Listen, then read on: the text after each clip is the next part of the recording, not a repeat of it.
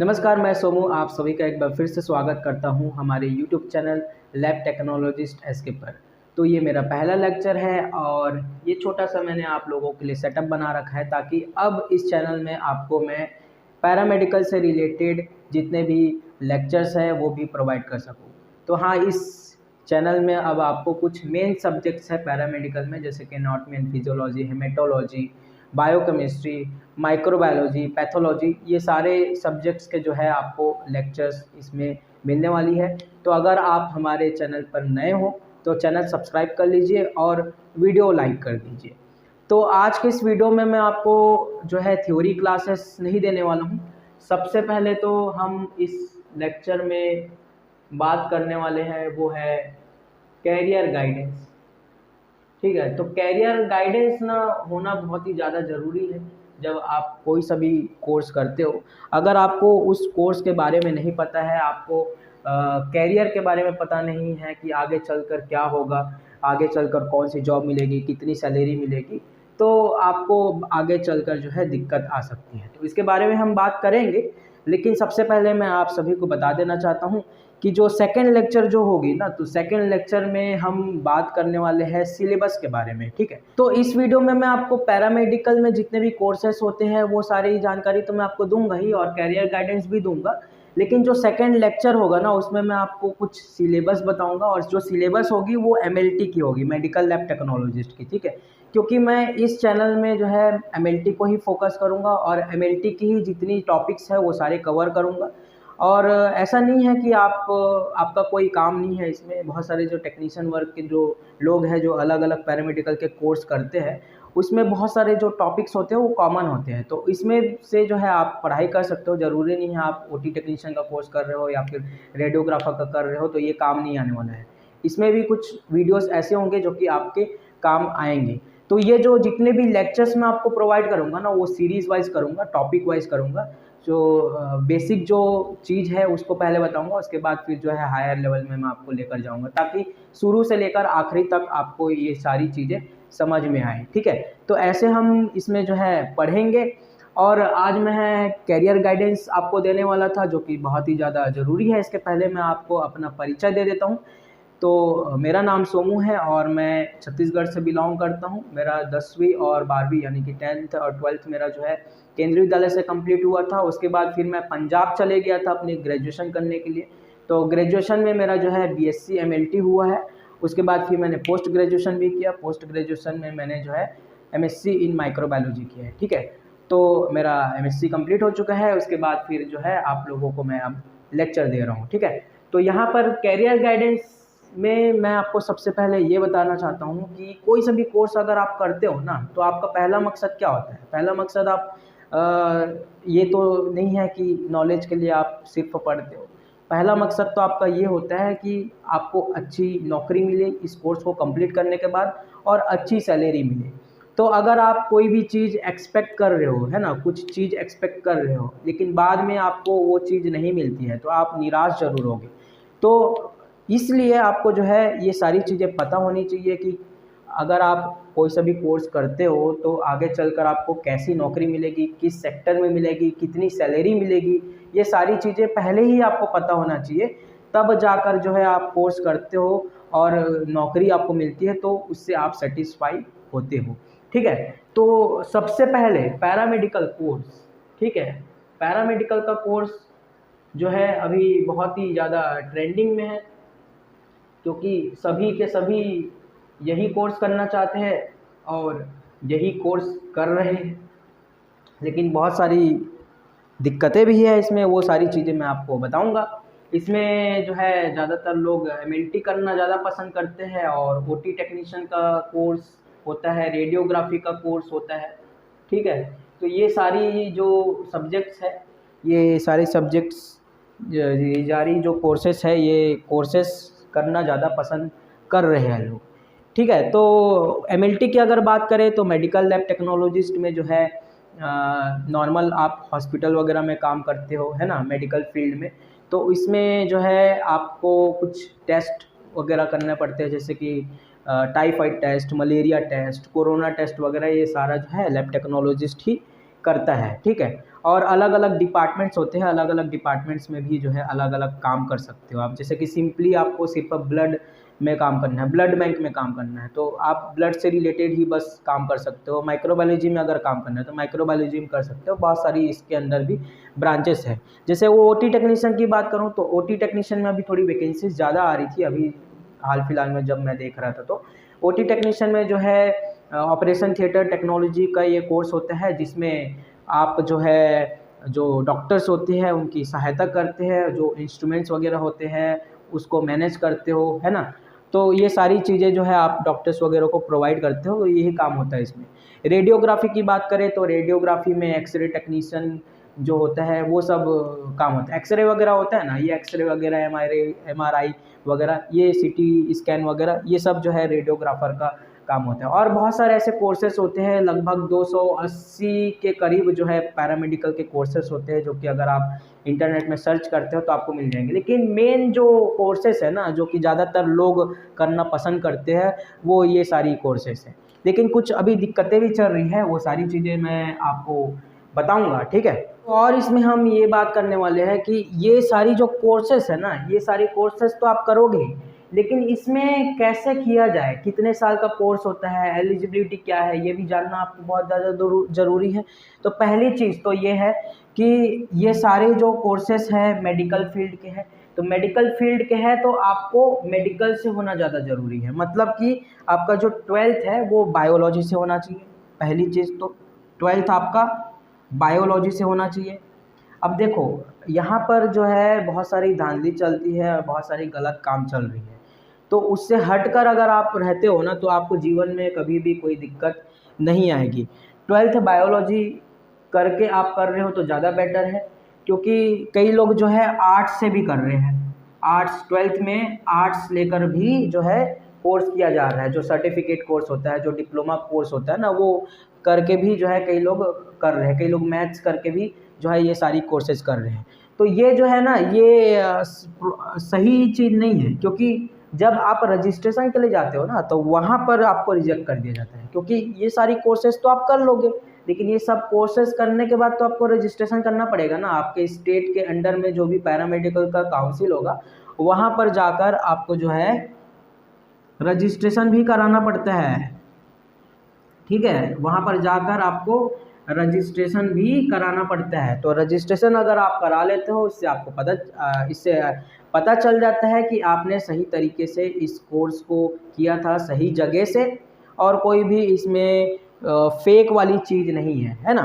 तो ये जो है आपके स्टेट में जो भी गवर्नमेंट होगी ना, तो वो आपको अपने अंडर में रजिस्टर कर लेती है। तो अपने अंडर में रजिस्टर कर ली मतलब कि आप फेक नहीं हो, या फिर आपका डिग्री फेक नहीं है ना। तो अगर आप 12th बायोलॉजी नहीं करते हो, आर्ट्स से करते हो, तो पहली चीज़ तो वो वही देखेंगे कि 12th किससे हुआ है। तो 12th अगर आपका आर्ट्स से हुआ है तो रिजेक्ट कर देंगे, सीधी सी बात है, आपका डिग्री ही वैलिड नहीं है। और जिस जगह से आपने किया है तो उसको फेक डिग्री बता दिया जाएगा। तो हाँ, तो रूल एंड रेगुलेशन ये है, लेकिन रूल एंड रेगुलेशन को सही से फॉलो नहीं किया जा रहा है, जिसके वजह से यहाँ पर कुछ दिक्कतें आ रही है। जो दिक्कतें मैं बोल रहा था ना, वो दिक्कत यही है कि एमएलटी का कोर्स अगर हम बात करें, एमएलटी का कोर्स अगर हम बात करें तो यहाँ पर कई इंस्टीट्यूट ऐसे हैं, छोटे छोटे इंस्टीट्यूट खोल के रखे हैं। कई इंस्टीट्यूट ऐसे हैं जो कि फर्जी डिग्री दे रहे हैं आपको, ठीक है, फेक डिग्री दे रहे हैं, फेक डिग्री, और आपको पता भी नहीं चलेगा। जब आप नौकरी लेने जाओगे ना तब पता चलेगा कि आपका फेक है ये डिग्री, या फिर आप रजिस्ट्रेशन के लिए जाओगे ना रजिस्ट्रेशन कार्यालय, तब आपको पता चलेगा कि फेक है। इसलिए आपको इस चीज़ से बच कर रहना है कि आपकी जो डिग्री है वो फेक ना निकले। इसलिए आपको जो इंस्टीट्यूट है वो भी सही से पता करना है, जो कॉलेज है उसको सही से पता करना है, जो इस यूनिवर्सिटी से आप पढ़ रहे हो उस चीज़ को पता करना है। इस चीज़ से बचा जा सकता है अगर आप सही से करते हो कोर्स। तो वो कोर्स कौन सा करना है ये भी मैं आपको बताऊंगा इसमें, ठीक है। तो ये हो गया फेक। अब वैकेंसी की अगर बात करें तो वैकेंसी, जैसे कि मैंने पहले भी वीडियोस बनाए थे, उसमें मैं लगातार प्रमोट भी कर रहा था ये कोर्स ना करो, लेकिन सही तरीके से अगर करोगे तो कोई दिक्कत नहीं है, क्योंकि बाद में आकर फ्यूचर में और दूसरा चीज़ भी कर सकते हो, ठीक है। वैकेंसी की अगर बात करें, वैकेंसी की अगर बात करें तो वैकेंसीज ना एक टाइम ऐसा था कि बहुत बहुत ज़्यादा वैकेंसीज आती थी, लेकिन अभी ना वैकेंसीज़ बहुत ज़्यादा कम आ रही है। पता नहीं दिक्कत यहाँ पर आ रही है कि जो सरकार है ना वो परमानेंट पोस्ट नहीं निकाल रही है स्वास्थ्य कर्मियों के लिए, और जो है संविदा निकाल कर काम चला रही है। संविदा से जो फ़ायदा होता है ना सरकार को, कितना फ़ायदा होता है आपको अंदाज़ा भी नहीं होगा। क्यों? क्योंकि संविदा में जो है एक नया कैंडिडेट आया, उसको कम पैसा देकर उसको फिर से निकाल देती है, फिर दूसरे कैंडिडेट को ले आती है ना। अब परमानेंट वाले को क्या करना पड़ेगा? परमानेंट वाले को लगातार जो एक उनका जो सैलरी होता है ना, वो सैलरी पूरा उनको प्रोवाइड करना है। जैसे कि 40,000 अगर मान लीजिए उसका सैलरी है, तो पूरी 40,000 देना पड़ेगा। लेकिन जो संविदा कर्मी है, जो कि कॉन्ट्रैक्ट में जो काम करते हैं, उन लोगों को अगर 12,000 भी 14,000 भी दे देना तो उन लोग काम कर लेते हैं, क्योंकि सरकारी है ऐसा बोल के, है ना। लेकिन 6 महीने बाद, 1 साल बाद उन लोग को निकाल दिया जाता है, फिर दूसरे कैंडिडेट को भर लिया जाता है।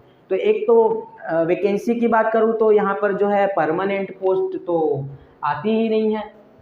परमानेंट पोस्ट तो देखने को ही नहीं मिलती पैरामेडिकल में, ठीक है। और दूसरी चीज़, ये तो गवर्नमेंट की बात किया मैंने, और अगर हम बात करें प्राइवेट की, तो प्राइवेट में एक टाइम ऐसा था कि नौकरी बहुत अच्छे से मिल जाती थी, बहुत आसानी से मिल जाती थी।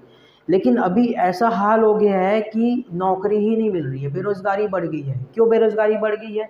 क्योंकि इसमें धांधली भी बहुत चल रहा है ना। धांधली कैसे चल रहा है ये भी मैं आपको बताता हूँ। जैसे कि मान लीजिए 1000 वैकेंसी है, ठीक है, और ये सफिशिएंट है। 1000 होना था और 1000 है, लेकिन कोर्स कितने लोगों ने किया है? 10,000 लोगों ने। 10,000 लोगों ने कोर्स किया है, तो जॉब कितने लोगों को मिलेगी? 1,000 लोगों को मिलेगी ना को जॉब तो। और बाकी जो 9,000 लोग बच गए, उन लोग तो बेरोजगार रह गए। उन लोग क्या रह गए? बेरोजगार रह गए। इन लोगों को क्या मिली? जॉब नहीं मिली। तो जॉब नहीं मिली तो इन लोग क्या करेंगे? इन लोग दूसरा काम करेंगे। तो दूसरा काम करने के लिए ये कोर्स किया था क्या? आपको क्या लगा था कि ये कोर्स करने के बाद आपको ये इसी फील्ड में नौकरी मिल जाएगी? क्योंकि आपने बहुत सारा पैसा खर्चा किया था इसमें, 2 लाख 3 लाख 1.5 लाख, है ना। जितना भी पैसा आपने खर्चा किया था, आपने यही सोच कर किया था कि आपको आसानी से जॉब मिल जाएगी।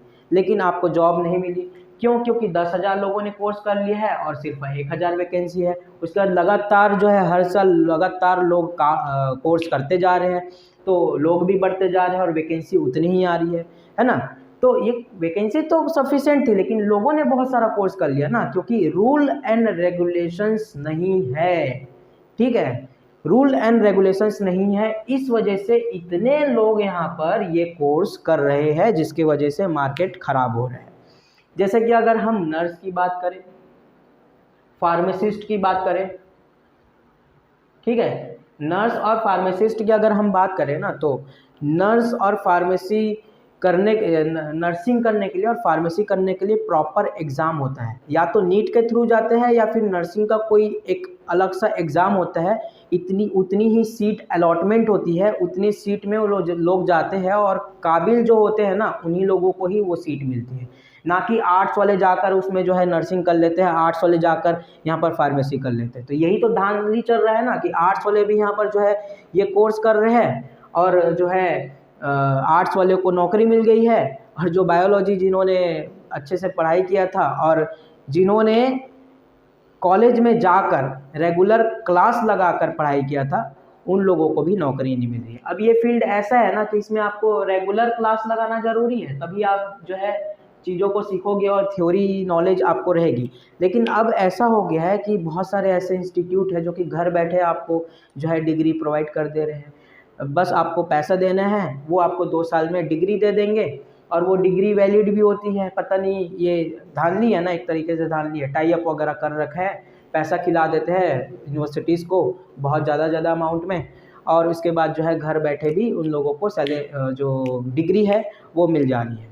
अब देखो, वो जो घर बैठे जिन लोगों को डिग्री मिल जा रही है ना, वो घर बैठे जिनको डिग्री मिल रही है, उन लोगों ने कभी थ्योरी क्लासेस नहीं लगाया है, ठीक है। उन लोगों ने थोड़ा बहुत जो भी पढ़ा होगा वो पढ़ा है, और वहाँ पर जाकर एग्ज़ाम दे देते हैं, ठीक। और दूसरी चीज़ ये है कि उन लोग क्या करते हैं, जैसे कि वो आर्ट्स का था बंदा, मान लो वो आर्ट्स का था और उसने वो DMLT का कोर्स किया, CMLT का कोर्स किया, ठीक है, CMLT का कोर्स किया फिर DMLT का कोर्स किया। वो 2 साल वो 2 साल उसको अगर लगने वाली थी ना, 2 साल क्या लगने वाली थी पढ़ाई में, तो 2 साल वो क्या करता है, किसी भी हॉस्पिटल में या फिर लैब में जाकर वो क्या करता है, ट्रेनिंग करता है, वो भी फ्री में। ठीक है, कोई पैसा वगैरह नहीं लेता क्योंकि वो तो ऐसे स्टूडेंट हैं, तो फ्री में जाकर वो लगातार काम करते रहते हैं हॉस्पिटल में। और हॉस्पिटल वाले रख लेते हैं फ्री में, भैया कौन काम नहीं कराना चाहेगा, फ्री में रख लेते हैं और फ्री में उन लोग काम सीखते हैं। अब उन लोग क्या है, हैंड ऑन हो जाता है, उन लोगों का पूरा एक्सपीरियंस हो जाता है, अच्छे से उन लोग सारी चीज़ें सीख जाते हैं, अच्छे से उन लोग जो है सब कुछ सीख लेते हैं।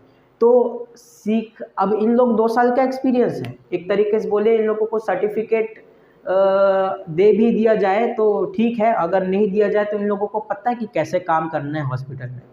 अब 2 साल में जो DMLT जिन्होंने इंस्टीट्यूट या फिर यूनिवर्सिटी जाकर किया था, है ना, इंस्टीट्यूट या फिर यूनिवर्सिटी जाकर किया था, जिन्होंने रेगुलर क्लास लगाई थी, उन लोगों के पास क्या है, नहीं है, एक्सपीरियंस नहीं है। अगर वो ट्रेनिंग करना चाहे तो वो ट्रेनिंग कर सकते हैं हॉस्पिटल वगैरह में जाकर, लेकिन प्राथमिकता किसको देंगे, जिन्होंने घर बैठे जिन्होंने डिग्री लिया था और जिन्होंने ट्रेनिंग किया था। क्यों? क्योंकि 2 साल का एक्सपीरियंस है और हॉस्पिटल क्या मांगती है, एक्सपीरियंस मांगती है। तो भैया एक्सपीरियंस कहाँ से लाएगा इंसान, तुम काम करने दोगे तब तो एक्सपीरियंस लाएगा। तो यहाँ पर जो है इन लोगों को पहले मिल जाती है, ये जैसे आर्ट्स वाले जो थे इन लोगों को पहले मिल गई नौकरी और इन लोगों को बाद में मिल रही है। ठीक है, और बाद में वैकेंसी आ रही है तब जाकर मिल रही है। तो ये सारी चीज़ें हैं जो कि थोड़ी गलत चल रही है, इस पे सुधार लाने की कोशिश करेंगे, थोड़ी लाइट चलेगी। तो हम बात कर रहे थे कि ये सारी जो दिक्कतें हैं, ये सारी दिक्कतें हैं अभी पैरामेडिकल को लेकर, और इसमें सुधार जो है ना, ये सुधार आप ही ला सकते हो अगर आप सही तरीके से कोर्स करते हो तो। क्योंकि ये सारी जो चीज़ें चल रही है ना, ये आप लोगों की वजह से ही चल रही है, क्योंकि आप लोग सही से कोर्स नहीं करते हो, सही जगह से नहीं करते हो, सही इंस्टीट्यूट से नहीं करते हो, इसी का फ़ायदा इन लोग उठाते हैं। थोड़ी लाइट चली गई थी जिसकी वजह से जो है वीडियो में थोड़ी दिक्कत आई थी, लेकिन अभी लाइट आ चुकी है, मैं फिर से वीडियो आप लोगों के लिए बना रहा हूँ। तो ये मैं बोल रहा था कि ये जो धांधली चल रहा है और ये जो भी चीज़ें चल रही है ना, वो आप लोगों की वजह से चल रही है। तो इसमें सुधार अगर आपको लाना है तो आपको ही इसमें प्रयास करना पड़ेगा, क्योंकि बहुत लोग जो आर्ट्स वाले भी कर लेते हैं और कॉमर्स वाले भी कर लेते हैं। तो ये सारे जो कर लेते हैं ना, इन लोग प्राइवेट में इन लोग को नौकरी तो मिल जाता है, लेकिन सरकारी में कभी नौकरी नहीं मिलेगा। क्यों? क्योंकि इसमें पहली चीज़ तो आपको 12th बायोलॉजी चाहिए अगर आपको रजिस्ट्रेशन चाहिए तो। क्योंकि जब गवर्नमेंट जॉब निकलती है, गवर्नमेंट वैकेंसी निकलती है, उसमें क्या मांगती है, रजिस्ट्रेशन मांगती है। तो अगर आपके पास रजिस्ट्रेशन नहीं है ना, तो आपको सरकारी नौकरी भी इसमें नहीं मिलेगी। तो रजिस्ट्रेशन होना बहुत ही ज़्यादा ज़रूरी है, और रजिस्ट्रेशन होता है तभी आप जो है वैलिड कहलाते हो, आपका डिग्री वैलिड कहलाती है। ठीक है, तो अब इस कोर्स को आप कैसे सही तरीके से कर सकते हो ये मैं आपको बताता हूँ, जब जिसमें आपको कोई भी आगे चलकर इसको लेकर दिक्कत नहीं आएगी। तो ये मैं आपको बताना चाहता हूँ। पहली चीज़ तो आपका 12th होना चाहिए, बायोलॉजी से होना चाहिए। ठीक है, 12th जो है आपका बायोलॉजी से होना चाहिए। और जितने भी आर्ट्स वाले, कॉमर्स वाले और मैथ्स वाले कर लेते हैं ना, तो उन लोगों की गलती है। पहली चीज़ तो उन लोगों को रजिस्ट्रेशन नहीं मिलेगी कभी ज़िंदगी में। ठीक है, और दूसरी चीज़, अगर इन लोग को नौकरी मिल जाती है ना प्राइवेट सेक्टर में, लेकिन बाद में ऐसा रूल एंड रेगुलेशन बन गया ना कि इन लोगों को नौकरी नहीं मिलेगी, तो फिर बहुत दिक्कत होगी। ठीक है, तो जितने भी आर्ट्स, कॉमर्स और मैथ्स वालों ने भी अगर ये कोर्स किया है और नौकरी कर रहे हैं ना, तो हो सकता है बाद में अगर नया नियम बन गया ना, तो आप लोगों को नौकरी से भी निकाला जा सकता है। इसलिए मेरा हाथ जोड़कर विनती है, जितने भी आर्ट्स वाले हैं, कॉमर्स वाले हैं और मैथ्स वाले हैं, ये पैरामेडिकल कोर्स आप मत करो, क्योंकि ये मेडिकल का कोर्स है भैया, मेडिकल का कोर्स है। और आप लोग जो है नॉन मेडिकल वाले, मेडिकल में हाथ कैसे डाल सकते हो, है ना, मेडिकल में हाथ नहीं डाल सकते, क्योंकि आपने 12th में ही मेडिकल चीज़ नहीं पढ़ा है, तो आपको कैसे पता रहेगा कोई भी चीज़ें। आप जो है हैंड ऑन एक्सपीरियंस हो जाता है आपका, हैंड ऑन एक्सपीरियंस हो जाता है आपका लैब में काम कर करके, लेकिन आपको थ्योरी नॉलेज ही नहीं है। तो कोई भी अगर क्रिटिकल केस आ गया, उसमें आपको कुछ संभालना पड़ गया, तो आप कैसे उस चीज़ को संभालोगे? आपके पास तो एक्सपीरियंस ही नहीं है, एक्सपीरियंस है लेकिन आपके पास थ्योरी नॉलेज नहीं है ना। थ्योरी नॉलेज होना बहुत ही ज़्यादा इंपॉर्टेंट है। ठीक है, क्योंकि जो आर्ट्स और कॉमर्स वाले हैं उन लोग ज़्यादातर जो है बाहर से अपना जो डिग्री है वो, सॉरी इसमें जो है लाइट बहुत पढ़ रहे हैं जिसकी वजह से नहीं आ रहा है, इसको सुधार लेंगे आगे चलकर।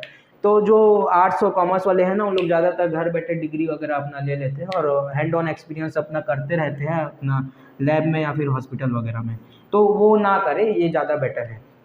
अभी कोर्स को कैसे करना है ताकि आपको आगे चलकर दिक्कत ना आए, ये चीज़ मैं बताता हूँ। इसमें ना टोटल 3 तरीके का कोर्स होता है, ठीक है, 3 तरीके का कोर्स होता है। अगर कोई भी पैरामेडिकल कोर्स अगर आप करते हो तो 3 तरीके का होता है।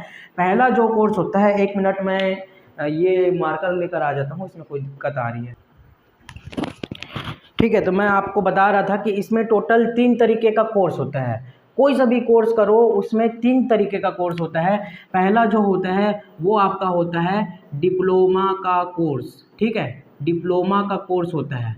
और इसकी एलिजिबिलिटी की बात करें ना, तो एलिजिबिलिटी इसमें जो होती है वो आप जो है 12th बायोलॉजी से करने के बाद आप ये कोर्स कर सकते हो। और दूसरी चीज़, ये जो कोर्स होता है ये 2 साल का होता है, ठीक है, ये कोर्स आपका 2 साल का होता है। जैसे ही 2 साल आप कंप्लीट कर लेते हो, आपका ये जो डिप्लोमा का कोर्स है ये कंप्लीट हो जाता है। और साथ में इसमें जो है आपका 6 महीने का इंटर्नशिप भी हो सकता है, ठीक है। बहुत सारे जो कॉलेजेस है और यूनिवर्सिटी है वो इंटर्नशिप भी मैंडेटरी रखती है, ताकि जो बच्चे हैं उनको हैंड ऑन एक्सपीरियंस रहे, मशीन से एक्सपीरियंस रहे, मशीन के साथ एक्सपीरियंस रहे। क्योंकि मैनुअली जो है अपना कॉलेज में या फिर इंस्टीट्यूट में तो वो सीखे रहते हैं, यूनिवर्सिटी में सीखे रहते हैं, लेकिन जो मशीन के साथ जो काम करना जो चीज़ है ना, वो इंटर्नशिप करके ही आती है। तो इंटर्नशिप के लिए जो है आप अपने कॉलेज से जो है एक आवेदन देकर उस हॉस्पिटल में जमा कर सकते हो। तो जो है आप इंटर्नशिप फिर किसी भी हॉस्पिटल में कर सकते हो और आपको उसमें आपको सर्टिफिकेट भी उस हॉस्पिटल के द्वारा दिया जाएगा। तो पहला तो हो गया ये आपका डिप्लोमा का कोर्स। दूसरा अगर हम बात करें तो दूसरा जो होता है वो पहला मैं इसमें बताने वाला था सर्टिफिकेट का कोर्स, ठीक है। ये तो डिप्लोमा का खैर मैंने आपको बता दिया। पहला जो होता है वो सर्टिफिकेट का कोर्स होता है, ठीक है। और दूसरा जो होता है वो होता है डिप्लोमा का कोर्स। तो सर्टिफिकेट का जो कोर्स होता है ना वो 1 साल का होता है, वो 1 साल का होता है। और सर्टिफिकेट का कोर्स भी जो है आपको बहुत जगह पे मिल जाएगा। लेकिन अगर आप सर्टिफिकेट कोर्स करने के बाद जो है आप ये सोच रहे हो कि आप पोस्ट ग्रेजुएशन भी कर लोगे, हायर स्टडीज़ कर लोगे, तो ऐसा नहीं है। सर्टिफिकेट कोर्स करने के बाद जो है आप ग्रेजुएशन का कर सकते हो। ग्रेजुएशन करने के बाद आपको पोस्ट ग्रेजुएशन करने का मौका मिलेगा, ठीक है। ग्रेजुएशन करने के बाद आपको पोस्ट ग्रेजुएशन करने का मौका मिलेगा। तो आप ये ना सोचना कि सर्टिफिकेट कोर्स करके डायरेक्टली आप पोस्ट ग्रेजुएशन कर लोगे, नहीं। ऐसा होता तो सब 1 साल का कोर्स करके पोस्ट ग्रेजुएशन कर लेते, उनको एमएससी का डिग्री मिल जाता, ठीक है। तो ऐसा नहीं है। और डिप्लोमा में भी कई लोगों का कन्फ्यूज़न यही रहता है। डिप्लोमा अगर कर रहे हो, आप डिप्लोमा का कोर्स कर रहे हो, चाहे वो कोई सा भी कोर्स हो, एमएलटी का हो या फिर रेडियोग्राफी का हो, कोई सा भी कोर्स हो, ठीक है। डिप्लोमा कर रहे हो तो ये 2 साल का कोर्स होता है। और 2 साल का कोर्स करने के बाद भी आप पोस्ट ग्रेजुएशन का कोर्स नहीं कर सकते, पहले आपको ग्रेजुएशन करना पड़ेगा, ठीक है। आपको ग्रेजुएशन करना पड़ेगा। तो डिप्लोमा क्यों किया भाई? अगर आपको ग्रेजुएशन ही करना था तो डिप्लोमा क्यों किया? क्योंकि जो ग्रेजुएशन होता है, ग्रेजुएशन में आप क्या करते हो, बीएससी एमएलटी, ये होता है आपका 3 साल का। तो 3 साल में आपका ग्रेजुएशन बीएससी एमएलटी हो जा रहा है, तो आपने डिप्लोमा क्यों किया एमएलटी में? आपका घाटा हो गया। क्यों? क्योंकि 2 साल का आपने डिप्लोमा किया, अब बोल रहे हो आपको ग्रेजुएशन भी करना है, यानी कि ये बीएससी एमएलटी करना है, तो 3 साल और लगाओगे, इतने में तो आपका एमएससी कंप्लीट हो जाता भैया, ठीक है। तो अगर आपको ग्रेजुएशन ही करना था तो ग्रेजुएशन में आप बीएससी एमएलटी करो, ठीक है, ना कि डिप्लोमा इन एमएलटी। नहीं तो आपका जो है आपका जो टाइम है वो वेस्ट होगा, ठीक है। अब आ जाते हैं पोस्ट ग्रेजुएशन पे। तो पोस्ट ग्रेजुएशन जो होता है इसके आगे की पढ़ाई हो जाती है। इसके आगे की पढ़ाई अगर बीएससी एमएलटी अगर आपने किया है तो आप जो है एमएससी एमएलटी कर सकते हो, ठीक है। तो बीएससी एमएलटी करने के बाद आप एमएससी एमएलटी कर सकते हो। और ये कितने साल का कोर्स होता है? 2 साल का कोर्स होता है। तो अगर आपने बीएससी एमएलटी किया और बीएससी एमएलटी करने के बाद 2 साल का एमएससी एमएलटी किया तो आपका पोस्ट ग्रेजुएशन कंप्लीट हो जाता है ग्रेजुएशन के साथ। ठीक है, तो ऐसे होता है। अब जो है यहाँ पर जो बहुत सारे कोर्सेज चल रहे हैं इसके अंदर में, ग्रेजुएशन के अंदर में लोग क्या कर रहे हैं, लोग कर रहे हैं बीएमएलटी। ठीक, बीएमएलटी पहली चीज, बीएमएलटी। दूसरा क्या कर रहे हैं, बी वोकेशनल इन एमएलटी। ठीक है, ग्रेजुएशन का बता रहा हूँ मैं, ग्रेजुएशन का, बी वोकेशनल इन एमएलटी। और इन लोगों को क्या डिफरेंस नहीं पता है, आप लोगों को डिफरेंस नहीं पता है कि बीएससी एमएलटी जो होता है और बीएमएलटी होता है और बी वोकेशनल एमएलटी होता है, ये क्या होता है, क्या डिफरेंस है, ये नहीं पता है आपको।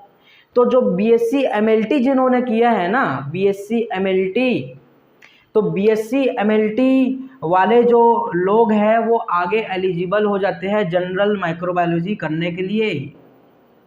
जनरल माइक्रोबायोलॉजी अगर आपको करना है ना तो बीएससी एमएलटी करोगे तभी एलिजिबल होगे, अदरवाइज आपको रिजेक्ट कर दिया जाएगा। ठीक है, और अगर आपने बीएमएलटी किया है, बी वोकेशनल एमएलटी किया है तो जनरल माइक्रोबायोलॉजी आप नहीं कर सकते। मेरा भी ये दिक्कत हुआ था। ठीक है, मैंने बीएससी एमएलटी किया था तो मुझे एलिजिबल कर दिया गया। कई लोग जो है डिप्लोमा वाले भी आए थे, डीएमएलटी करके उन लोग सोच रहे थे कि एमएससी कर लूँगा, लेकिन उन लोगों को रिजेक्ट कर दिया गया। और कई लोग बीएमएलटी वाले भी आए थे, उन लोगों को भी रिजेक्ट कर दिया गया, क्योंकि बीएमएलटी के अंदर जो है ना, जो सब्जेक्ट्स होते हैं ना वो अलग अलग होते हैं। लेकिन बीएससी एमएलटी जो होते हैं ना, यानी कि bachelor in science in MLT, ये होता है इसका मतलब, bachelor in science. Bachelor in science तो है ही, और कौन से में है, कौन से ब्रांच में है, एमएलटी ब्रांच में है। और बीएमएलटी मतलब क्या होता है, बैचलर इन एमएलटी, यानी कि bachelor in medical laboratory technology, science में नहीं है। ठीक है, तो अगर आप एमएससी करना चाहते हो तो एमएससी कर रहे होगे मास्टर इन साइंस, तो बैचलर इन साइंस तो होना तो ज़रूरी है ना भैया, तभी तो आप एमएससी करोगे, ऐसे थोड़ी एमएससी कर लोगे। अब बीएमएलटी वाले जो है, बीएमएलटी वाले एमएमएलटी कर सकते हैं, लेकिन इसके अलावा और दूसरा कोर्स नहीं कर सकते, एमएमएलटी ही करना पड़ेगा। ठीक है, कई लोग जो है माइक्रोबायोलॉजी करना चाहते हैं, जनरल माइक्रोबायोलॉजी, कई लोग जनरल बायोकेमिस्ट्री करना चाहते हैं, कई लोग कुछ और करना चाहते हैं, तो वो तो एलिजिबल नहीं होंगे ना अगर उन्होंने बीएससी एमएलटी नहीं किया है तो। इसलिए मैंने बोला कि बीएससी एमएलटी करो, वो ज़्यादा बेटर है, क्योंकि ये जो सब्जेक्ट है ये और आपका वास्ट सब्जेक्ट है। ठीक है, इसमें आपको ज़्यादा चीज़ सीखने को मिलता है। लेकिन बीएमएलटी में होता है ना, बीएमएलटी में प्रॉपर एक चैनल होता है, उसमें प्रॉपर एक सब्जेक्ट्स होंगे, उतने ही सब्जेक्ट्स आपको उसमें पढ़ाया जाएगा, उसके अलावा और कुछ नहीं पढ़ाया जाएगा। लेकिन बैचलर इन साइंस करते हो तो इसमें बहुत सारी चीज़ें आप इसमें पढ़ते हो। ठीक है, बी वोकेशनल इन एमएलटी बोले तो ये जो है स्किल्ड प्रोग्राम होता है, एक तरीके का स्किल्ड प्रोग्राम है। ठीक है, तो इसमें जो है आपको ट्रेनिंग वगैरह भी साथ में ही दिया जाता है, पढ़ाई के साथ साथ जो है आपको कहीं किसी सेक्टर में भेज दिया जाता है, वहाँ पर काम वगैरह भी करते हो, और हो सकता है कि किसी सेक्टर के अंदर में ही आप काम करते हो, और उसी को भी वोकेशनल एमएलटी करता है, स्किल बना देता है आपको, इसको एकदम स्किल्ड कर देते हैं। ठीक है, उस चीज़ को, जो भी चीज़ आप पढ़ रहे हो या फिर जो भी चीज़ कर रहे हो ना, और जो भी चीज़ आप करने वाले हो बाद में कैरियर में, तो उस चीज़ के लिए आपको एकदम स्किल्ड बना देते हैं, मतलब बहुत अच्छे तरीके से आपको वो चीज़ आती है, आपसे ज़्यादा एक्सपर्ट कोई हो ही नहीं सकता है, ऐसा हो जाता है। लेकिन वही है ना कि फिर अभी तो इस फील्ड में ऐसा हो गया है कि इस फील्ड में कोई भी घुस रहा है, कोई भी घुस रहा है, तो फिर आपका स्किल्ड होने या नहीं होने से क्या मतलब है, कोई मतलब नहीं है। ठीक है, तो वही चीज़ मैं आपको बता रहा था। तो अब ये सारी चीज़ें हैं, तो आपके ऊपर में है कि आप सर्टिफिकेट करना चाहते हो, कि डिप्लोमा करना चाहते हो, कि ग्रेजुएशन करना चाहते हो, या फिर पोस्ट ग्रेजुएशन करना चाहते हो। तो पोस्ट ग्रेजुएशन करना है तो ग्रेजुएशन होना ज़रूरी है, ग्रेजुएशन करना है तो आपका 12th होना ज़रूरी है। और अगर आप डिप्लोमा कर लेते हो, डिप्लोमा करने के बाद ग्रेजुएशन करना चाहते हो, तो फिर आप बेवकूफ़ हो। क्यों बेवकूफ़ हो? क्योंकि डिप्लोमा आपने 2 साल का कोर्स किया, उसके बाद आप बीएससी करना चाहते हो 3 साल का, तो बीएससी ही पहले कर लेते ना भैया, डिप्लोमा क्यों किया? ठीक है, तो इसमें आपका टाइम वेस्ट हो रहा है। और अगर आप सर्टिफिकेट कोर्स किए हो, उसके बाद फिर ग्रेजुएशन करने की सोच रहे हो ना, तब मैं ये बोल सकता हूँ कि ठीक किया आपने, क्योंकि सर्टिफिकेट कोर्स में ज़्यादा कुछ आपको सीखने को नहीं मिलता है। बस आपको जो है ट्रेनिंग वगैरह सही से मिल जाएगा उसमें, और आप जो है अगर जॉब वगैरह करना चाहते हो तो जॉब कर सकते हो। उसके बाद फिर आप जो है ग्रेजुएशन में घुस सकते हो, अगर आपको वो फील्ड पसंद आता है तो। ठीक है, तो ऐसे इस तरीके से चलता है। तो इसमें से मैं तो रिकमेंड यही करूँगा आपको कि डिप्लोमा ना करके आप ग्रेजुएशन कर लो, वो ज़्यादा बेस्ट है। ग्रेजुएशन में बीएससी एमएलटी करो, ना कि बीएमएलटी और बी वोकेशनल एमएलटी। और यही जब करोगे ना, तब मार्केट सही से यहाँ पर सुधरेगा, क्योंकि इतना ख़राब कर रखा है इन लोगों ने। इन लोग बीएमएलटी निकाल देते हैं, इन लोग बी वोकेशनल एमएलटी का निकाल देते हैं, इन लोग पैथोलॉजी का कोर्स निकाल देते हैं, इन लोग साइटोलॉजी का कोर्स निकाल देते हैं, कुछ भी कोर्स निकाल दे रहे हैं भैया। पूरा मार्केट ख़राब कर रखा है। इस वजह से जो है यहाँ पर डिग्री पे भी सवाल उठता है कि आपकी डिग्री फेक है कि रियल है, ये ऐसा बोल देता है। और आदमी यहाँ से यूजीसी से पढ़ा हुआ है, फिर भी उसके ऊपर सवाल उठा देता है। कौन? रजिस्ट्रेशन जो करता है, कौन? Paramedical council. ठीक है, तो अगर आप कहीं से भी कोर्स भी करते हो ना, तो जैसे कि यूनिवर्सिटी से करते हो, ठीक है, यूनिवर्सिटी से करते हो तो वो यूजीसी से प्रमाणित होना चाहिए, यूजीसी से सर्टिफाइड होना चाहिए, वहीं से करना। और इंस्टीट्यूट वगैरह के भरोसे तो मत रहो भैया, इंस्टीट्यूट वाले आपको धोखा दे देते हैं। उन लोगों का काम ये रहता है कि 2 साल 3 साल एडमिशन कराए, इंस्टीट्यूट बंद, पता भी नहीं चलेगा कहाँ चले गए, उन लोग खोजते रह जाओगे। ठीक है, तो अगर आपका डिग्री फेक निकल गया ना, तो खोजने में ही आपका टाइम निकल जाएगा पूरा। ठीक है, पूरा जीवन निकल जाएगा उसको खोजने में, वो मिलेगा नहीं, क्योंकि वो गायब हो चुके हैं। उसने तो 2-3 करोड़ रुपए कमाकर वो गायब हो गया, कहीं और सेटल हो गया। ठीक है, तो ऐसी चीज़ें यहाँ पर चल रही है, जो चीज़ को सुधारना है, और इसको सुधारने का काम आपका है। आप सही तरीके से करोगे तो आपका सही से जो है इसमें कैरियर बनेगा। अब मैं आपको बता देता हूँ जॉब वगैरह के बारे में कि कौन कौन से सेक्टर में आपको जॉब मिलेगा अगर पैरामेडिकल का कोर्स आप करते हो तो सबसे पहला जो चीज़ है जहाँ पर आपको जॉब मिलना चाहिए और जॉब मिलता भी है, तो वो जो पहला चीज़ है वो है आपका हॉस्पिटल। तो सबसे पहला चीज़ जो है हॉस्पिटल में आपको जॉब मिलता है। जैसा कि अगर आपने एमएलटी का कोर्स किया है, तो एमएलटी का अगर आपने कोर्स किया है तो एमएलटी में आपका बहुत सारा हॉस्पिटल्स में ब्रांच भी होते हैं, और कई हॉस्पिटल छोटा सा होता है तो छोटा सा उसमें लैब भी होता है। तो उस लैब के अंदर में बहुत सारे सेक्शंस बना के रखते हैं। अगर बड़ा लैब है तो बड़ा लैब में बायोकेमिस्ट्री को अलग कर दिया, ठीक है, माइक्रोबायोलॉजी को अलग कर दिया, और आपका पैथोलॉजी को अलग कर दिया, सैंपल कलेक्शन को अलग कर दिया, जहाँ पर सैंपल को कलेक्ट करते हैं, है ना। तो ये सब जो है आपको बड़े कॉरपोरेट, बिग कॉरपोरेट जो कंपनीज होती है ना, बिग कॉरपोरेट जो कंपनीज होती है, बड़े बड़े हॉस्पिटल्स, उसमें आपको ये सारी चीज़ें देखने को मिलेगी। लेकिन जो छोटे छोटे जो स्मॉल लैब्स होते हैं, स्मॉल जो हॉस्पिटल्स होते हैं ना, ज़्यादा बड़े हॉस्पिटल्स हैं और ज़्यादा नाम भी नहीं है उसका, तो वो एक ही जो लैब होता है, एक छोटा सा जो लैब होता है, उसमें ही उनका सारा काम बन जाता है। और जो बड़े हॉस्पिटल्स होते हैं ना, उसमें अलग अलग जो है डिपार्टमेंट्स में बांट दिया जाता है, अलग अलग ब्रांच में, और उसमें अलग अलग टेक्नीशियंस आपको देखने को मिलेंगे स्किल वाइज। ठीक है, तो ऐसे जो है इसमें काम चलता है। और इसके अलावा जो है छोटे छोटे लैब्स भी होते हैं, स्मॉल लैब्स भी होते हैं, उसमें भी आप काम कर सकते हो। उसमें सैलरी आपको ज़्यादा मिलेगा नहीं, 4,000 से लेकर 5,000 तक जो है सैलरी मिलेगा। और बिग कॉरपोरेट कंपनीज में अगर आप जाओगे तो अभी जो चल रहा है सैलरी अभी जो चल रहा है वो मैं बता रहा हूँ। बिग कॉरपोरेट का आपका 8,000 से लेकर 15,000 के बीच में चल रहा है, इससे ज़्यादा आपको सैलरी नहीं मिलेगी। ठीक है, बिग कॉरपोरेट में बता रहा हूँ, वो भी ये फ्रेशर की है।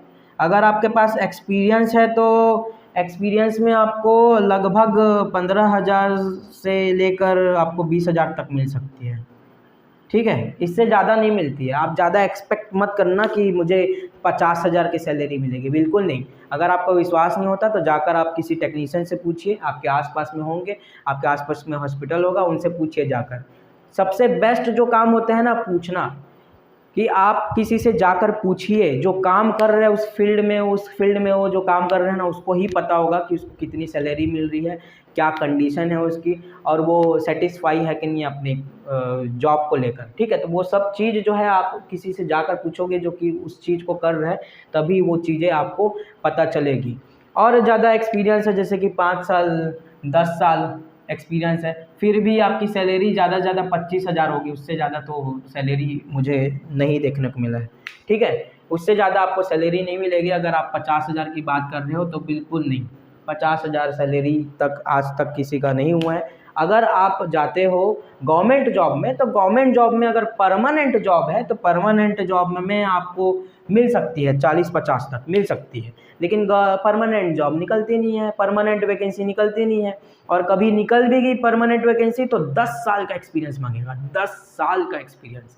10 साल का एक्सपीरियंस समझ रहे हो, मतलब कि 10 साल आप काम करे रहोगे, बुढ़े हो जाए रहोगे, उसके बाद आपको सरकारी नौकरी मिलेगी। तो ये मत सोचना कि भैया आप कोर्स करते साथ ही कोई एग्ज़ाम निकालो, फाइट करो और आपको नौकरी मिल गई। नहीं, एक्सपीरियंस मांगता है। कोई भी गवर्नमेंट सेक्टर में अगर जॉब निकल रही है ना, इसमें पैरामेडिकल में, तो मिनिमम 2 साल का आपको एक्सपीरियंस मांगेगा, 2 साल का आपको एक्सपीरियंस मांगेगा ही। 2 साल का एक्सपीरियंस आपके पास होना चाहिए। ठीक है, तभी जाकर आपको गवर्नमेंट जो परमानेंट वैकेंसीज आती है ना वो मिलेगी। और जो संविदा निकल रही, संविदा में भी भाई, संविदा में भी जो है, जो कॉन्ट्रैक्ट में निकलता है ना, जिसमें आपको 14,000 सैलरी दी जा रही है, उसमें भी जो है 1 साल का मिनिमम एक्सपीरियंस तो मांगता ही है। तो कहीं ना कहीं से भैया एक्सपीरियंस जुगाड़ लो, एक्सपीरियंस बहुत ज़्यादा इंपॉर्टेंट है। अगर घर पे बैठे हुए हो, एक्सपीरियंस नहीं है आपके पास, तो फिर तो बहुत ज़्यादा दिक्कत है। ठीक है, तो एक्सपीरियंस सबसे पहले ले लो, वो ज़्यादा बेटर है क्यों। और नौकरी खोजो सबसे पहले, तो अगर नहीं मिली है तो नौकरी खोजो, नौकरी मिल गई तो ठीक है, अदरवाइज़ फिर दिक्कत होगी। और जैसे कि मैंने आपको बताया था कि अगर आपको नौकरी भी नहीं मिल रही है ना, तो चांसेस है कि आपको और अच्छी नौकरी मिल जाए उससे, इस फील्ड को छोड़कर और अच्छी नौकरी मिल जाए, मतलब हॉस्पिटल को छोड़कर और अच्छी नौकरी मिल जाए। वो कैसे, मैं बता रहा हूँ आपको। जैसे कि अगर आपने किया ग्रेजुएशन BSc MLT, ठीक है, ग्रेजुएशन किया, इसमें क्या किया, BSc MLT किया, उसके बाद आपने क्या किया, उसके बाद आपने किया पोस्ट ग्रेजुएशन। ठीक है, पोस्ट ग्रेजुएशन आपने कर लिया MSc माइक्रोबायोलॉजी में। उसके बाद आप क्या करोगे, उसके बाद आप जो है नेट का एग्ज़ाम दोगे, नेट क्वालिफाई करोगे, और नेट क्वालिफाई करने के बाद ना आप जो है असिस्टेंट प्रोफेसर के लिए एलिजिबल हो जाते हो।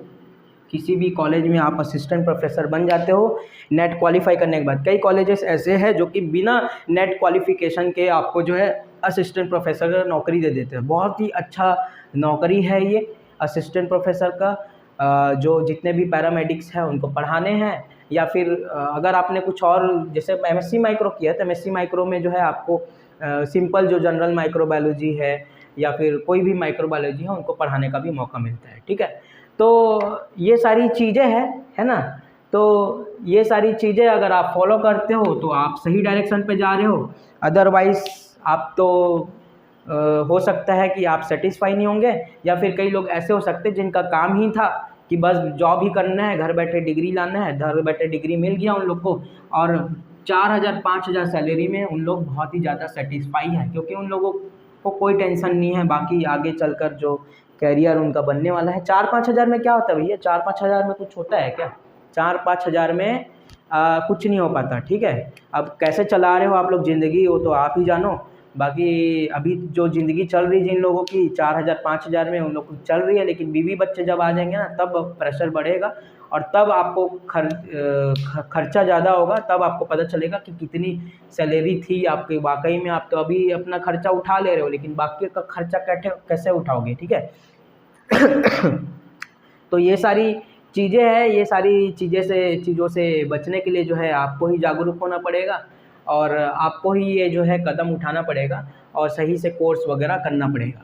तो इस वीडियो में मैं यही सारी चीज़ें बताने वाला था। अगले वीडियो में जो है मिलेंगे तो इसमें हम बात करेंगे सिलेबस वगैरह के बारे में, एमएलटी में कौन कौन सा जो है टॉपिक हम कवर करेंगे उसके बारे में बात करेंगे। सारी चीज़ें उसमें मैं आपको बताऊंगा। तब तक गुड बाय।